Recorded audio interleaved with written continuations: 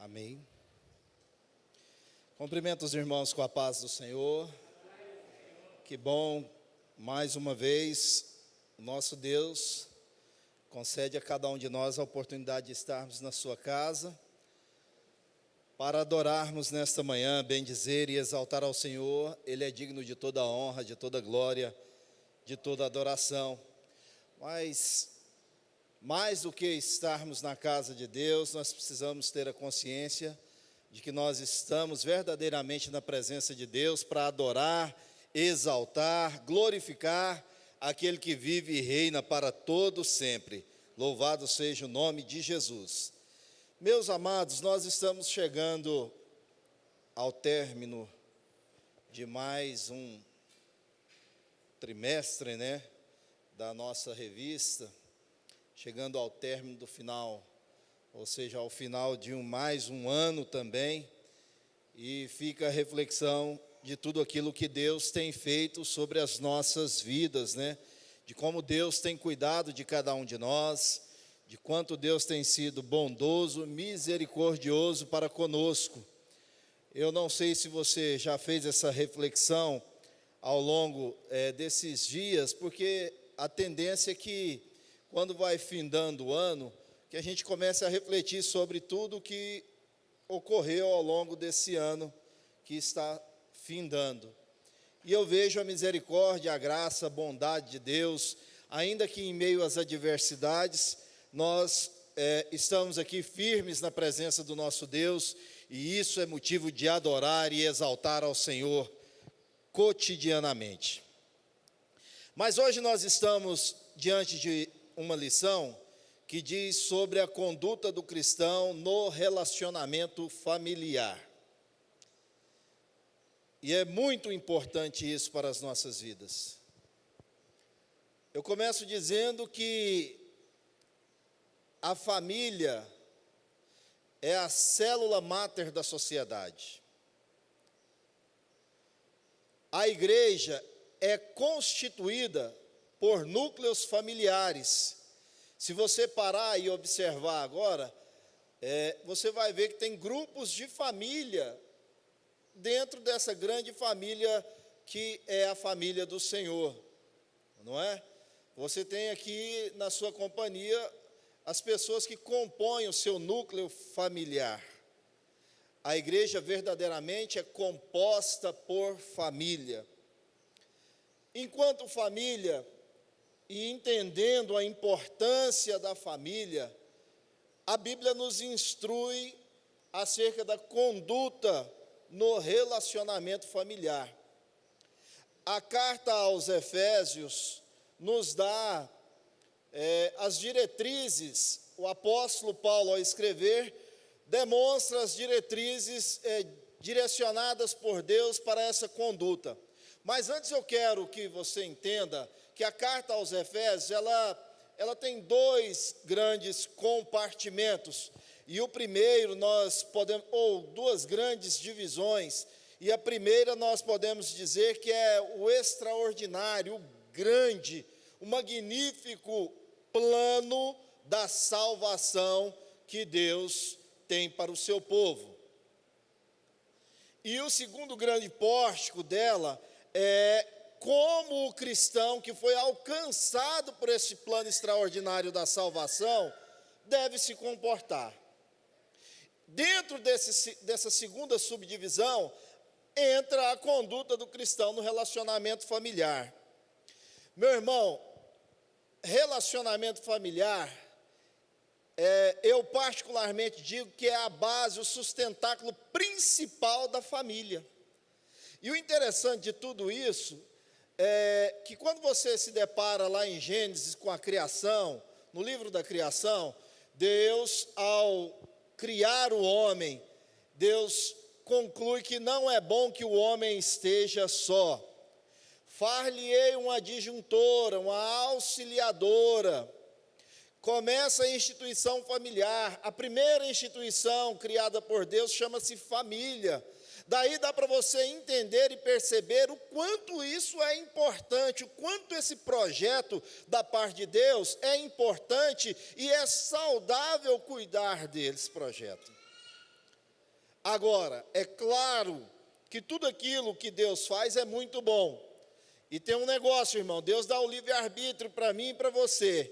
E aí Ele delegou ou abriu para mim e para você, para cada um de nós, a oportunidade de conduzir ou de orientar essa vivência desse núcleo familiar. A importância disso é tão, eu estou repetindo, é tão grande, irmão. Você sabe por quê? Porque relacionamento familiar é diário. Eu vou repetir para você. Relacionamento familiar é diário. Todos os dias você tem contato com a sua família, sim ou não, igreja? Você tem contato com seus filhos, aqueles que têm filhos. Você tem contato com a sua esposa, com seu esposo, com seus pais. É familiar, é diário. É algo que você tem que estar cultivando diariamente. Entendeu a responsabilidade disso, irmão? Não por menos, tem muitas famílias que estão hoje destroçadas porque não há um cultivo, um cuidado desse relacionamento diário. A palavra de Deus nos orienta acerca desse cuidado. Então, os objetivos nossos nesta manhã é ensinar a submissão como um princípio divino, apresentar as qualidades de um amor sacrificial, mostrar a importância de obediência, ou da obediência e da honra, não é? Isso é muito importante, são princípios, ou, em algumas situações, regramentos, ensinamentos, que a sociedade moderna, dita como moderna, porque em muitos aspectos eu não considero isso como moderno, eu considero um retrocesso, né? Estão deixando de lado. Há uma perversão do que é conceito de família, há uma perversão daquilo que é moral, há uma liberalidade exagerada que hoje está confundindo o conceito de família estabelecido por Deus, meu irmão. E isso tem causado inúmeros problemas, inúmeras situações que estão deturpando o que chamamos de núcleo familiar. Pois bem, o apóstolo, ao escrever, trata o comportamento do cristão no lar, contando ou nominando ou descrevendo a responsabilidade de cada componente, destacando respectivamente os diferentes papéis exercidos por cada um desses componentes dentro daquilo que é princípio basilar da palavra de Deus. Então, hoje, nessa manhã, está no enfoque da família a conduta do esposo no relacionamento familiar, a conduta da esposa no relacionamento familiar e a conduta dos filhos no relacionamento familiar. Observe, meu irmão, que são responsabilidades de todos, são ensinamentos para todos que a palavra de Deus está direcionando, são responsabilidade para todos que compõem o núcleo familiar, não é? Então, em algum momento você está na condição de filho, na outra na condição de pai, na outra na condição de esposa, e assim o núcleo familiar se estabelece. Vamos logo para um princípio essencial, a submissão e obediência a Deus. Não adianta nós retratarmos ou falarmos de submissão no relacionamento familiar, se nós não observarmos a submissão a Deus. Aquele que se submete a Deus entende o que é a submissão familiar, não é? A gente precisa entender e colocarmos isso em prática. Deus trabalha com princípios e propósitos, não é? Nosso Deus é um Deus organizado, as coisas de Deus são perfeitas, os princípios, portanto, representam um conjunto de normas que devem ser seguidas, não é? São conjuntos de ensinamentos que vão formando o caráter familiar. Observe, eu estou falando agora do caráter familiar, não estou falando do seu caráter pessoal. É por isso que alguns núcleos familiares têm as suas diretrizes, a sua norma, a sua maneira de ser, dada àquilo que foi criado dentro daquele grupo. Eu vou citar isso como exemplo, não é? Se você observa, por exemplo, a maneira em que foi formados os núcleos familiares, por exemplo, dos nossos avós, bisavós, não é? Eu estou falando também de costumes, tá? Não estou falando só de princípios morais, não estou falando só de princípios espirituais, estou falando de condutas também. Mas observe, essa geração, 2, 3 gerações para trás aí, dos nossos avós, bisavós, como que era, por exemplo, na hora de alimentar-se? Uma única pessoa, de forma breve. Você se lembra disso?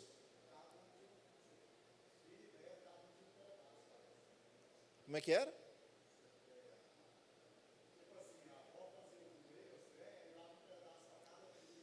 Tinha repartição ali, né, do alimento. Era uma porção para cada um. Quem mais? Orava antes de comer. Fazia o quê? Pegava com a mão. Era o punhado, né? Interessante. Mas olha para você ver. Uma das condutas que se tinha relacionada à alimentação, talvez você vai se lembrar disso ao dizer, todos tinham que esperar uns pelos outros, sim ou não? Há núcleos familiares que o pai era o primeiro a se servir, e depois que o pai servia, é que os demais iriam se servir, sim ou não? Isso é honra, isso é submissão. Hoje, meu irmão, cata o prato, vai para o quarto, se vira. A porção está pouca, não vai repartir, não. Eu pego a coxa, eu pego o peito aqui que tem mais carne. Acabou. Entendeu? São princípios, né? São educações, são regramentos. É claro que nós estamos falando de conduta, mas mais do que isso, agora nós vamos adentrar nessas particularidades. A submissão, o entender os princípios que representam um conjunto de normas que são estabelecidas, não é, irmão, para colocar um jugo sobre a pessoa, não é um cabresto, é uma questão organizacional, educacional, e isso faz bem. Vamos tomar, por exemplo, o nosso café da manhã hoje. Oramos, sim ou não, igreja? Oramos. Esperamos uns pelos outros, sim ou não? Esperamos. Nos conduzimos de forma ordeira para pegar o café. Foi assim que fizemos. E aonde há um erro nisso? Isso não é um cabresto, isso se chama organização, isso se chama submissão àquilo que está estabelecido. E isso faz bem. No lar também precisa, porque um lar que não tem organização, não tem submissão, não tem normas que vão trazer crescimento e benefício em todos os ângulos, seja moral, seja espiritual, seja social, vai ser uma bagunça. Então Deus já ensina a submissão e a obediência. Os princípios vão nos conduzir ao propósito, não é? E o propósito é algo maior. Eu preciso entender os princípios para chegar no propósito. Louvado seja o nome de Jesus. Então devemos compreender que as leis que regem essa organização familiar precisam ser observadas e cumpridas. Quando a gente fala de instituição familiar, ela começa com um negócio que se chama matrimônio, não é? Casamento. A ideia de casamento hoje para a sociedade pós-moderna é uma coisa horrível. Horrível. Eu vou explicar por que dessa concepção. Eu disse para a sociedade pós-moderna, eu não disse para o conceito bíblico. O conceito bíblico, a ordenança de Deus, Você conhece bem: deixará o homem, seu pai, sua mãe, unir-se-á a uma mulher, eles vão constituir uma família, não é? A sociedade pós-moderna hoje, e às vezes é até difícil a gente falar sobre tal, ainda mais que está sendo filmado, né? Hoje tudo vai para as redes sociais, tudo é publicado, as pessoas às vezes não entendem, querem respeito, mas não respeitam outra linha de pensamento, não aceitam, querem impor ideologias, mas não aceitam aquilo que o outro pensa, aquilo que o outro defende, não aceita. Por exemplo, eu sou um apologeta, meu irmão. Nós somos e devemos ser apologetas. O que é isso? Defensores da fé cristã. A palavra de Deus me mostra e denota um conceito de família, e eu acredito nisso. Eu posso te respeitar naquilo que você entende como família, mas eu fico com o que diz a palavra de Deus. Família é constituída por um homem, por uma mulher, e é isso que diz a ordenância bíblica.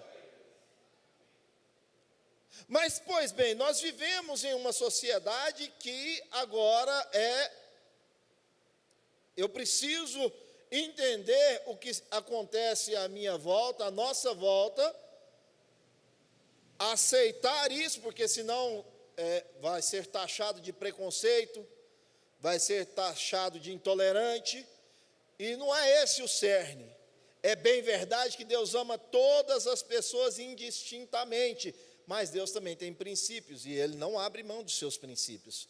Por isso, nós não devemos abrir mão dos princípios do nosso núcleo familiar, dos princípios da palavra de Deus. Entenda, irmão, talvez você me ouça aqui, está dizendo: o pastor foi muito taxativo. Não é isso. Eu respeito, eu entendo, mas eu também defendo a palavra de Deus, e é isso que move a minha fé cristã. Pois bem, hoje, o matrimônio, muitas pessoas quando vão se casar, você já deve ter ouvido isso aí, meu irmão. Ele já casa determinando ou entendendo que o fracasso vai acontecer no casamento. Você quer ver? Ele fala assim: vou casar, se não der certo... Não ouvi, irmão? Mais forte. Vou casar, se não der certo... Você já ouviu isso? Está chamando a coisa ruim para dentro do matrimônio. Vou casar, se não der certo, separe. Meu irmão, o divórcio foi concedido lá, vamos dizer assim, a exceção, segundo a palavra, foi por causa da dureza de coração do povo, mas não é agrado de Deus que as pessoas se divorciem. Mas já tem um pré-conceito em dizer: vou casar, se não der certo, separe. São princípios impostos por uma sociedade pós-moderna que não acredita que o casamento vai dar certo, não é? Casamento não são princípios humanos. O casamento deve ser regido por princípio divino, é coisa de Deus.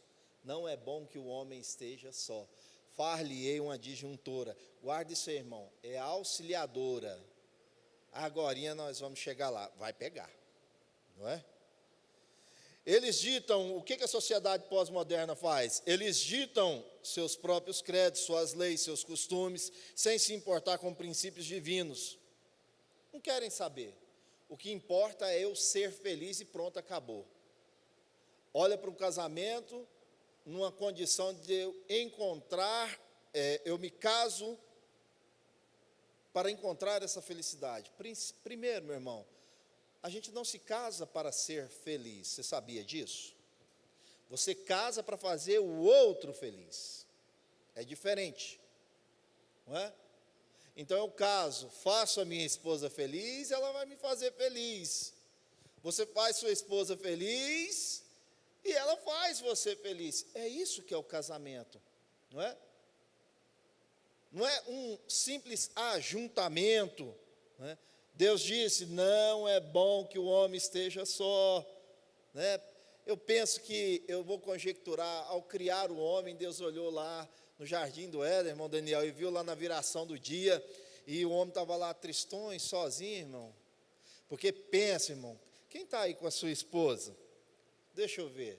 Tá ali os dois major, né? Tem alguns irmãos.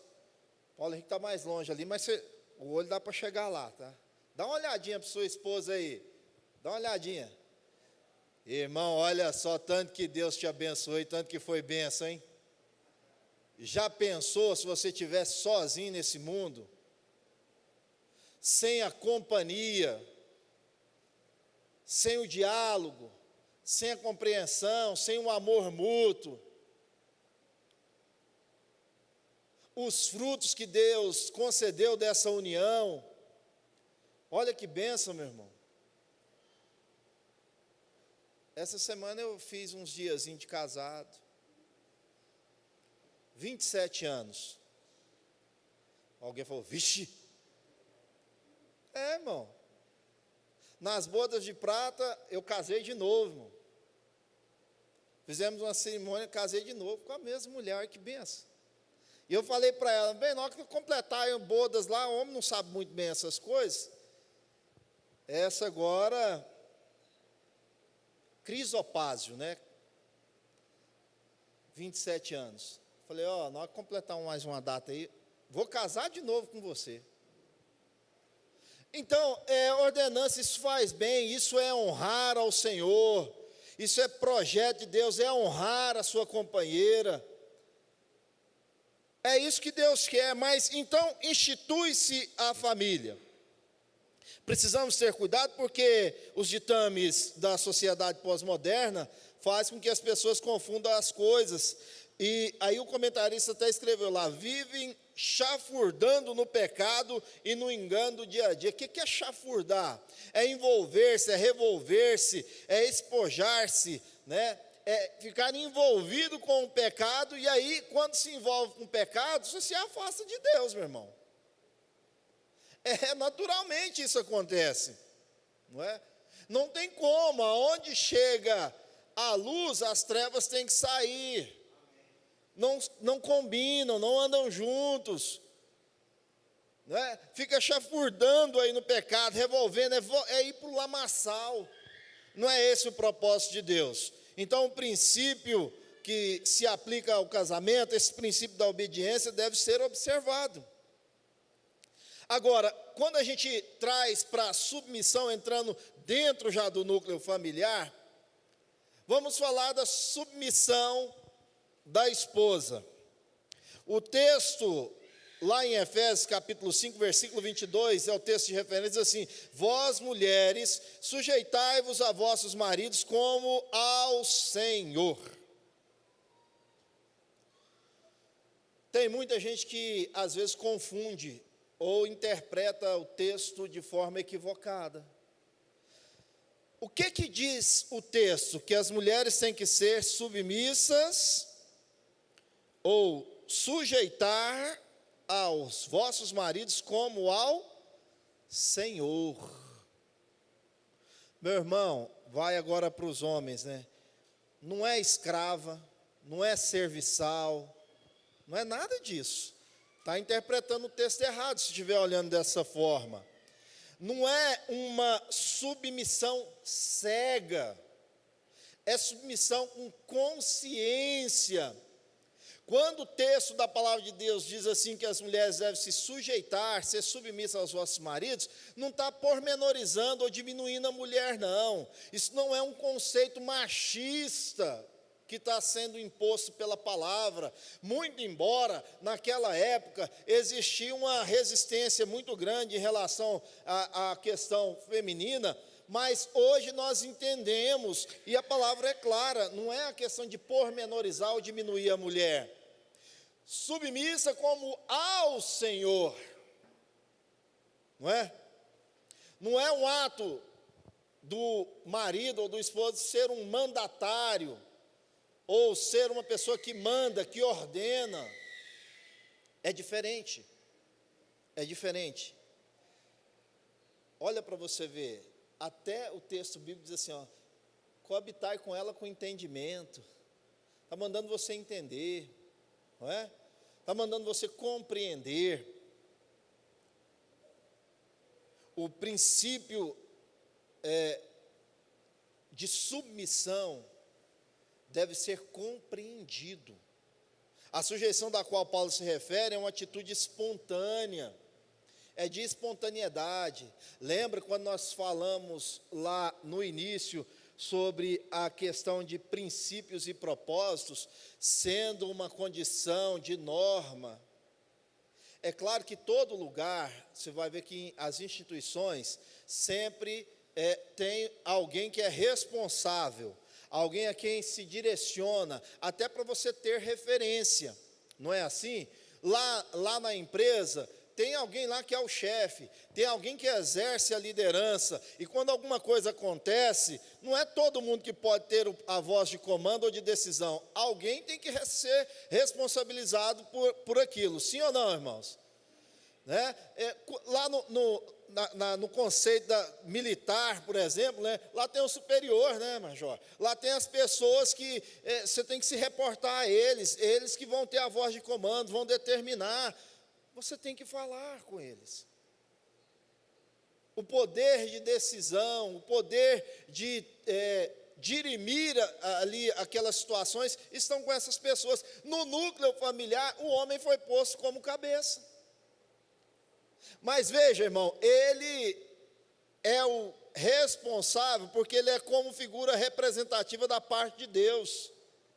Ele é o cabeça que vai presidir. Você já viu, isso não é para interpretar como autoritarismo familiar, onde muitos confundem, né? Eu tenho uma autoridade familiar, vai ser do meu jeito e pronto, acabou. Não, meu irmão, o diálogo tem que imperar, a decisão tem que ser tomada em conjunto, e agora eu vou te explicar por quê, e você vai entender isso.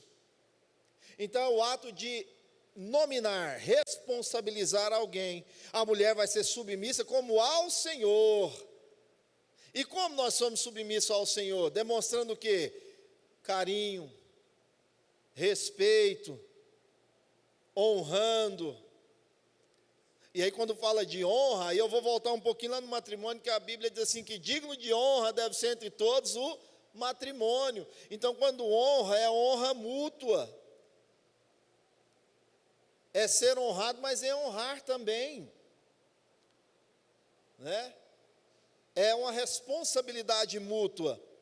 Então, esta classe de sujeição encontra seu significado da mesma maneira que a esposa crente se submete a Jesus Cristo. Por isso que está falando, como ao Senhor, como que a mulher, a esposa cristã, crente, se submete. Não é com reverência a Deus, não é reverenciar a humanidade do marido, não é isso. É respeitar, é honrar, é no trato, é no carinho, é no compromisso, é juntos na mesma missão. Por isso o nome submissão. Sub, sobre é de baixo, sobre é em cima, submissão. Estão juntos na mesma missão, a missão que Deus deu para conduzir a família. Os dois estão juntos. Né? O marido, então, representa Deus na frente da família. Ao nível humano, merece consideração que a esposa dá ao Senhor na área espiritual. A esposa crente, ela não considera Jesus Cristo, sim ou não? Sim ou não, igreja? Sim. É essa consideração que ele está falando, como ao Senhor. Não é uma serviçal do lar, não é uma escrava do lar, não é isso. Esses assuntos, inclusive, são bem tratados quando há palestra para casais, né? Quando entra na seara, vai buscar meu chinelo, porque a comida não está pronta, a roupa está bagunçada. Não é disso que eu estou falando. Isso é um assunto para outra situação, em outro momento. Aqui estamos falando da formação e da responsabilização desse núcleo familiar, enquanto a palavra de Deus está nos orientando. Né? Então, a submissão é como propósito divino. Antes de dar esse toque, irmão, não é escravatura, tá? Não é escravatura. Compreenda a sua esposa e viva com ela essa submissão ao Senhor, entendendo o propósito de Deus. Então, a submissão como propósito divino. Observe que Deus, ao distribuir, ou a entregar, ou a conceder os dons, Ele concedeu a todos.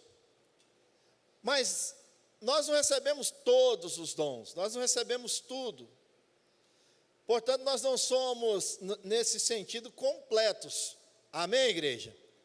Nós não possuímos tudo. Eu não entrei na vila várias vezes e recebi tudo lá que Deus tinha para distribuir. Tem coisas que às vezes eu recebi, que a minha esposa não recebeu, e vice-versa. Tem coisa que às vezes você recebeu e a sua esposa não, e assim também ela recebeu e você não. O que eu quero dizer com isso? É a complementaridade, irmão. Você e a sua esposa se complementam. Aquilo que às vezes você não recebeu, a porção que você não tem, Deus às vezes concedeu a ela e vocês vão se completar. Louvado seja o nome de Jesus, né? O povo tem um adágio aí, umas brincadeiras, né? É a tampa da minha panela, não é? Você já ouviu isso, irmão? Então é complementaridade. Às vezes, você já viu que a personalidade das pessoas são diferentes. Uns são mais assim introvertidos, outros são mais extrovertidos. Uns são mais falantes, né? Outros gostam de um silêncio. E assim um complementa o outro. Já pensou se fosse todo mundo igual, se fosse todos iguais, irmão? Ia ser complicado, né? É complicado. Se você olhar, e eu até peço que você faça esse exercício, levante sua mão e olhe para sua mão assim. Seus dedos são iguais, irmãos? São diferentes. E se você falar, mas do meu irmão é igual ao meu, não é não, meu irmão, é semelhante, é parecido, igual não é. Você tem uma impressão digital que é única, a íris do seu olho é única, então não tem nada de igual aí, é parecido, mas igual não. É complementaridade. Aquilo que falta em um, às vezes o outro está sobrando, e isso vai se completar, louvado seja o nome de Jesus. Não é? A submissão como propósito divino, então, você deve observar 3 aspectos, para que essa submissão, realmente, na aplicabilidade dela, ela venha produzir na nossa vida. O que devemos observar, pastor? O amor, a vontade e o dever.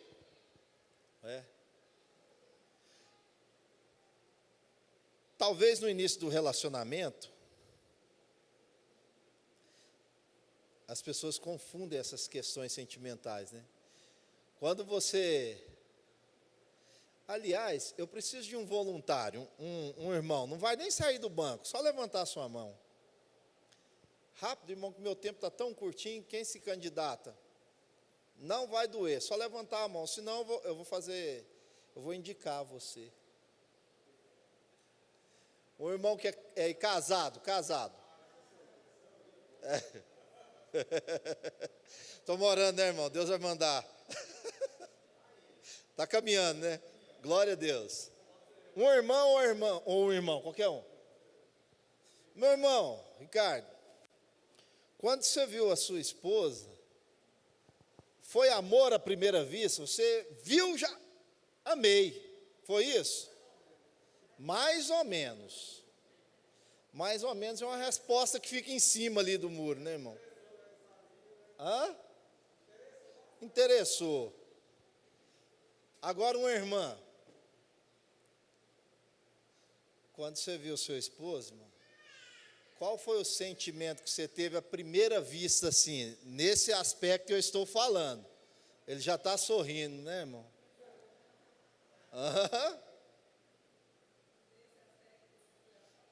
Amor, paixão, sentimento bom, também uma resposta que ficou ali. Você sabe por que essas respostas ficam assim, irmão? Porque não se ama. Eu vi, foi amor à primeira vista. Que é isso, irmão? Eu não sou o dono da verdade, não, mas isso é difícil. Amor se constrói. Você pode ter se apaixonado à primeira vista, é um sentimento intenso, mas que é passageiro. Em regra é passageiro. Tem gente que está apaixonada até hoje. Pode acontecer, que eu não sou, né? Não sou especialista, não sou dono da verdade, mas o amor se constrói. Não é? Ele é construído ao longo. Sabe por quê, irmão? Porque quando vai construindo isso, no primeiro momento que você vê lá, você não sabe, né, determinadas coisas. Você vai descobrindo ao longo do relacionamento. Não é? Anteontem mesmo eu estava conversando com uma pessoa sobre essa questão de relacionamento conjugal. Olha só o probleminha. É uma coisa banal, mas que causa problema para pessoas. Pastor, sabe por que ela reclamou? Eu falei, por quê? Porque eu aperto a pasta dental no meio, e ela quer que aperta lá embaixo. Meu Jesus. É banal ou não, irmão? É fácil de resolver, né? É fácil de resolver. Então o amor é algo que vai se construindo ao longo dessa vivência. Se você disser assim, não estou dizendo que você não amou na primeira vista, eu estou dizendo que é difícil, né? Muito difícil.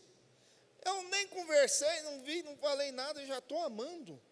Eu até fico preocupado com, às vezes, algumas recepções congregacionais. No início, se observa, as saudações que são feitas nos cultos, né? A pessoa chega na igreja, nós te amamos. Biblicamente, sim, essa é a responsabilidade. Devemos amar. Você nem conviveu com o irmão, você não conhece o irmão. Aí o dia que ele não te dá a paz do Senhor na porta, você deixa de amar ele rapidinho. Você já viu isso? É preocupante isso, cuidado. É claro que o amor cristão, ele tem que estar dentro de nós, e nós temos que professar isso mesmo, mas estou dizendo que não pode ser um mero ato de verbalizar, né? Não pode ser assim. Então, essas condições dessa aplicabilidade, dessa submissão, deve ser observado o amor, a vontade e o dever.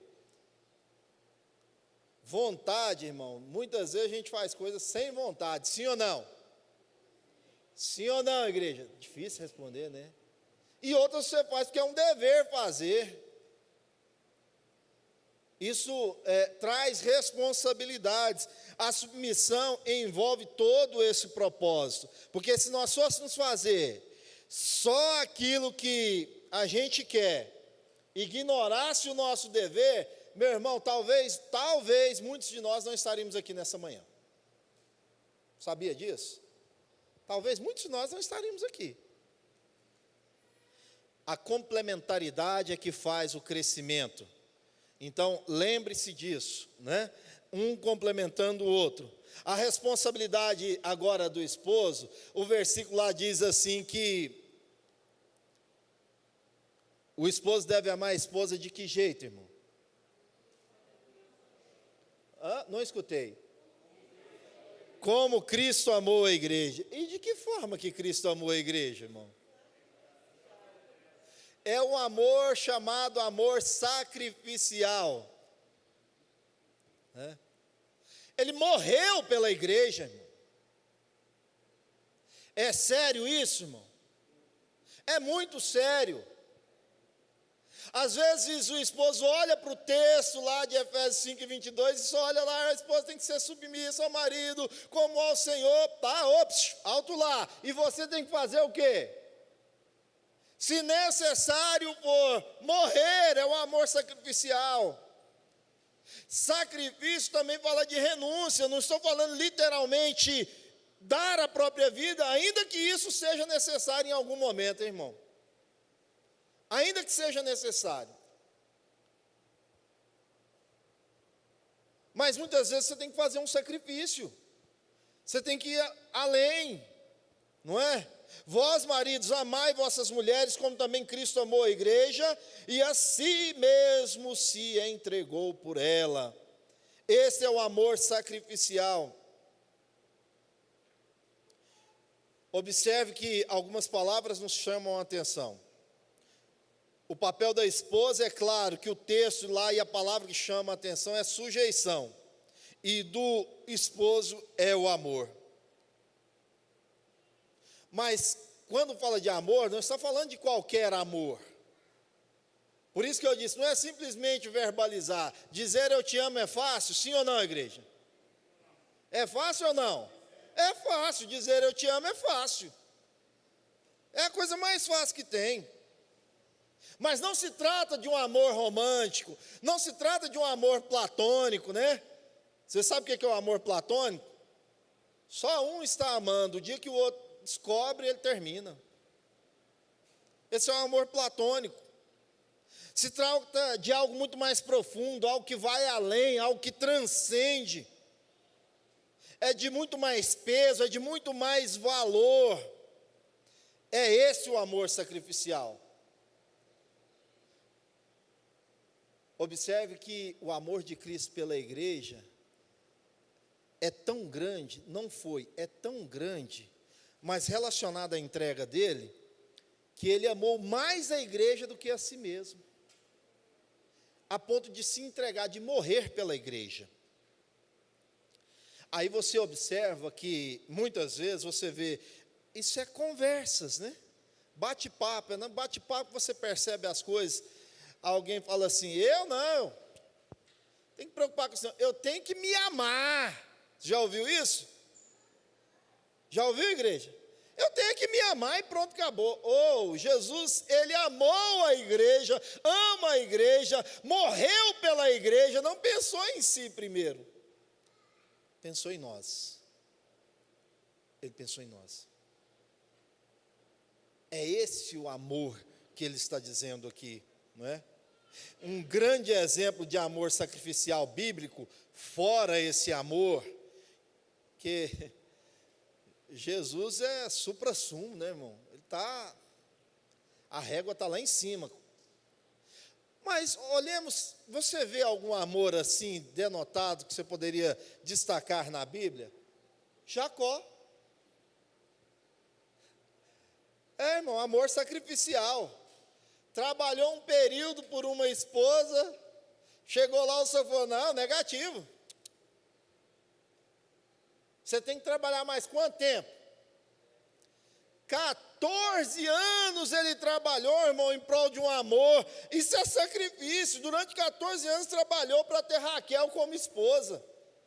Se isso não é sacrifício, irmão, esse é o amor sacrificial. É muito sério, né? Então, a gente precisa entender o que é o amor sacrificial. Muitos momentos da nossa vida vai exigir esse amor sacrificial. Um amor que é protetor, purificador, não é? Ele amou e se entregou, santificou, purificou para que pudesse apresentar a si mesmo. Olha, ele fez isso para quê? Para que a igreja pudesse ser apresentada a si mesmo. A mesma coisa é a esposa. Você protege, você cuida, você zela, você dá carinho. Para quê, irmão? Para ela apresentar para você mesmo. Aí vai a dica, hein? Reclama não, irmão. É outra área, mas vamos abrir um parênteses. A esposa te pede lá o cascainho para você, vai no salão, vai não sei o quê. Não, tá caro demais. Meu filho, tá arrumando é para você mesmo. Amém, irmão? Eu ouvi um amém mais forte das irmãs. Amém, irmão? Aí, ó. É para você mesmo, não é? Entenda isso, entenda isso. É um amor sem limitações. É sem limitações. O amor verdadeiro é aquele que cuida, que protege, conduz sempre a melhora, quer sempre o crescimento. É evoluir, é crescer juntos. Assim é o amor de Cristo por sua igreja. Ele está sempre limpando, Ele está sempre cuidando, Ele está purificando, Ele está santificando, Ele está conduzindo em altos níveis. Isso é muito importante. Vamos crescer nos mesmos níveis, né? Cuidado com isso, tem gente que se preocupa em crescer somente ele. Cresça junto, irmão. Vamos crescendo juntos, vamos evoluindo juntos, né? Sabemos que a igreja não é perfeita. A igreja não é perfeita, irmão. Você sabia disso? É por isso que tem muita gente que às vezes chega na igreja, ele chega pensando que a igreja é o céu. E aí ele se decepciona, sabia? Ele não se converte ao evangelho, ele é convencido do evangelho, porque ele começa a ver alguma coisa aqui, outra ali, ele vê uma imperfeição em mim, ele vê no outro, aí ele fala, não, mas eu pensei que lá na igreja não ia ter isso. Irmão, a igreja não é perfeita, tem mácula, tem ruga, mas a gente precisa parar e entender isso. As máculas são provocadas pela contaminação do mundo exterior. Sabia disso? Aí às vezes a gente vem lá, aprende aquelas coisas que não deve, traz tudo para dentro da igreja e quer que a igreja transforme tudo. Nós somos a igreja. Nós somos a igreja. E a gente precisa entender isso. Então as máculas são as contaminações do mundo exterior e as rugas são as interiores. É aquilo que a gente já carrega dentro de si, né? E não abre espaço para essa mudança. O amor sacrificial vai entrar novamente aí. É onde muitas vezes eu preciso abrir mão de uma vontade, fazer aquilo que é meu dever fazer, não é? E nesse aspecto especialmente, a esposa como noiva, o esposo como noiva de Cristo, e o esposo como esse representante, deve auxiliar em todo o tempo, auxiliar a esposa, ajudar, cuidar, ele deve se sacrificar por ela. Foi isso que Jesus fez, né? Foi isso que Jesus fez. O tempo é muito resumido, mas eu quero dizer sobre os filhos. A Bíblia diz que os filhos devem honrar seus pais, devem obedecer os seus pais, e isso não só porque é mandamento bíblico, porque isso é lógico também, né? Tem coisa que é lógica, não é? Principalmente quando o tempo vai passando e a gente vai adquirindo um negócio chamado maturidade, você vai entendendo que você deve realmente, literalmente ser obediente, deve honrar os seus pais, deve fazer tudo como manda a boa educação, o bom princípio, mas também como manda o ordenamento bíblico.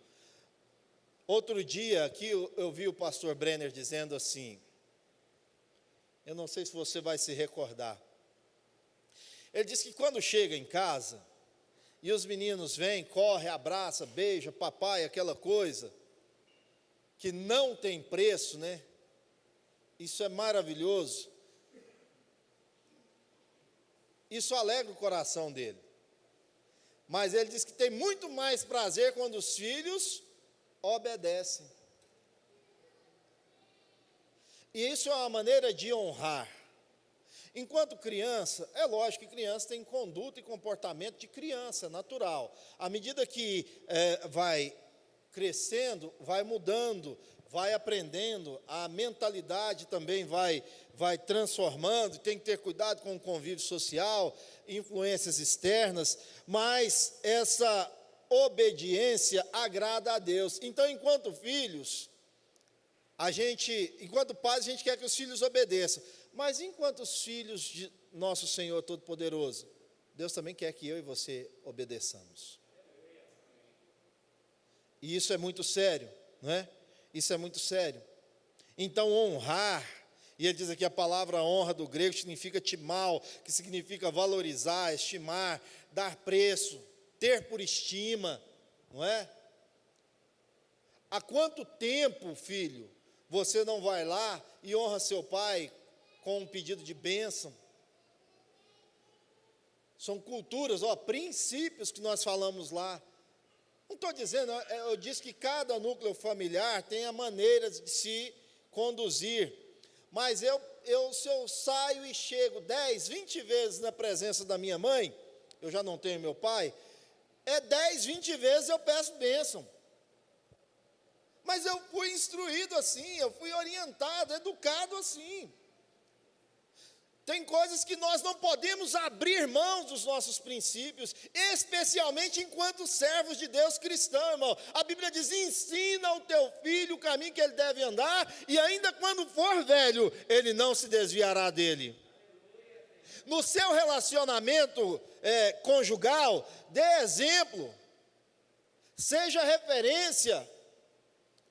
Se ele vê um lar conturbado, um pai que agride a mãe, uma mãe que grita, que bate, que faz, infelizmente o exemplo é ruim e a tendência é que ele copie isso.